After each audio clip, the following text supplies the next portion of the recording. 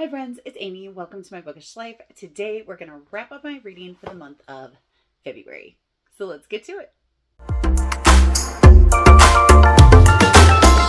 Since the last time I checked in, I have finished 2 books. I am still in the middle of one adult book before I focus in on middle grade for middle grade March, which I'm so excited for. I'm just not going to be able to finish. Just not going to be able to finish. I don't want to rush it. It's fine. It's fine. Shortly after my last check-in, I finished Assistant to the Villain. This book was such a hoot. It was so ridiculous. It was really funny. I really enjoyed it a lot. It really gave me Howl's Moving Castle vibes, which I wasn't really expecting. And I had a great time with it. I really enjoyed buddy reading it with Laura from Laura's Bookish Life, and it was just a really great time. And then the last book that I finished, I have not ever talked about, is the Screwtape Letters by C.S. Lewis. It's an epistolary of a demon writing letters to his nephew Wormwood, who is also a demon, and he's giving him advice on how to make the patients, the humans, go over to the dark side. It's a really thought-provoking book. Krista, Books and Jams, and a couple other hosts were doing a read-along of it, and I was kind of late to the game on it, but I'm really glad that I picked it up. C.S. Lewis just has really beautiful writing, and I just can't get enough of it. Really, really interesting and really fascinating. Those are the 2 that I finished. I am almost done with Friends Don't by Leah Dobrinska. I'm going to finish it on March 1st. I know I am, but I just don't want to rush it, and that's fine. It's fine. I'm really loving it. Anyway, I'm going to put the graphic up of the 13 books that I read in the month of February, and we're going to pull some superlatives.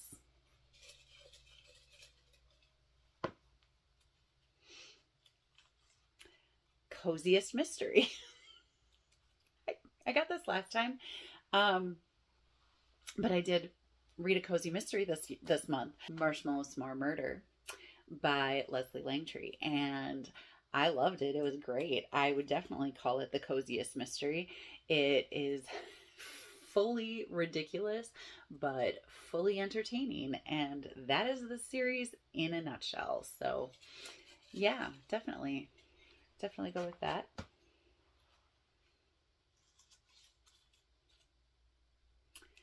Best setting. I feel like it would be cheating if I picked these Happy Golden Years, because I feel like I picked that for the nostalgia in January. Again, I got that one last month too. Friends, I need more superlative questions because I have just pulled 2 that I already pulled last month. So hopefully we get a different one. But to answer the question, honestly, I'm going to go with A River Enchanted by Rebecca Ross. I loved The Island of Cadence. It was magical and just, so much to love. So much to love. I absolutely was absorbed in the setting, the characters, everything. I just really enjoyed that book in general. And the setting had a really big part in it. The setting was almost a character of itself in that one. So definitely that's the one that I would say is the best setting. Let's see if I can get a different one.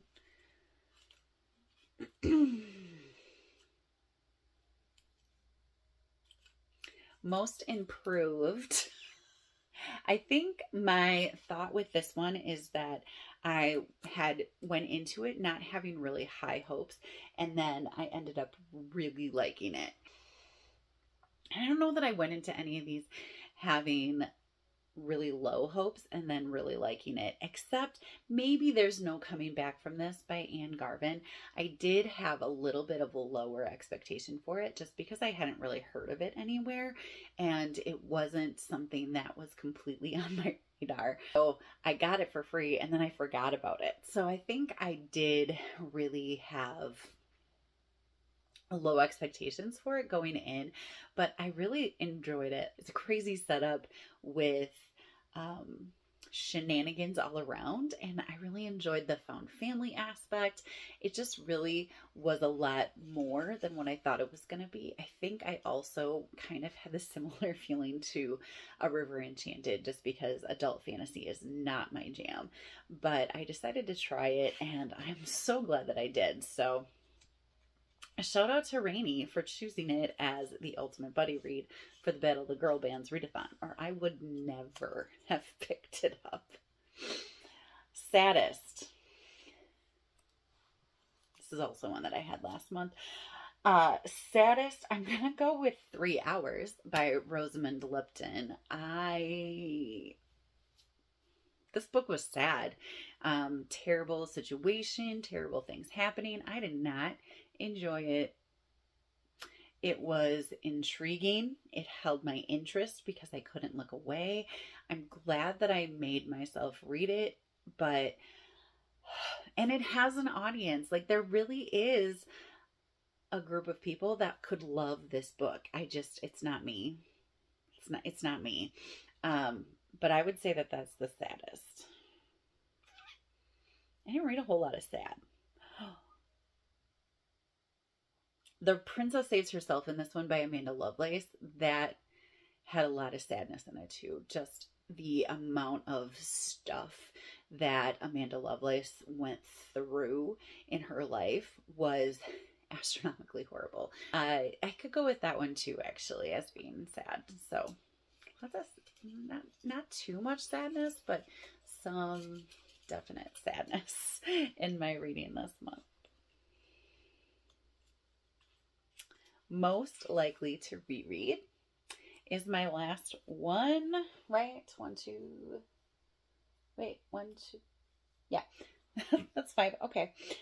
Most likely to reread, I am going to say, I could cheat and say The Lion, the Witch, and the Wardrobe, because I read that aloud with my students, but I'm not going to do that. So I think the one that I'm most likely to reread is The Boy, the Mole, the Fox, and the Horse. I can't.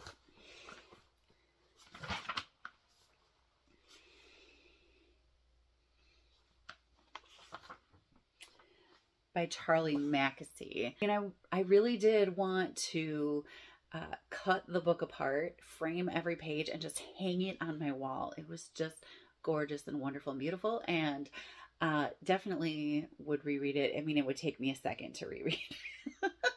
So definitely I'm gonna say that I would be most likely to pick that one up for no other reason than to enjoy it. So that's the one I'm gonna go with. So this was a really short and sweet wrap up this time. I am about to go on vacation to Nebraska to see my bestie Destiny.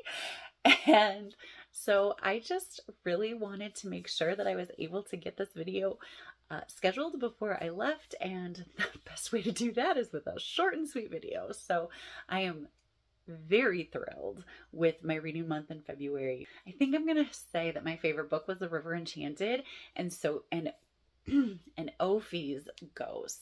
I think those two really stand out. I would love to know what your favorite book of the month of February was.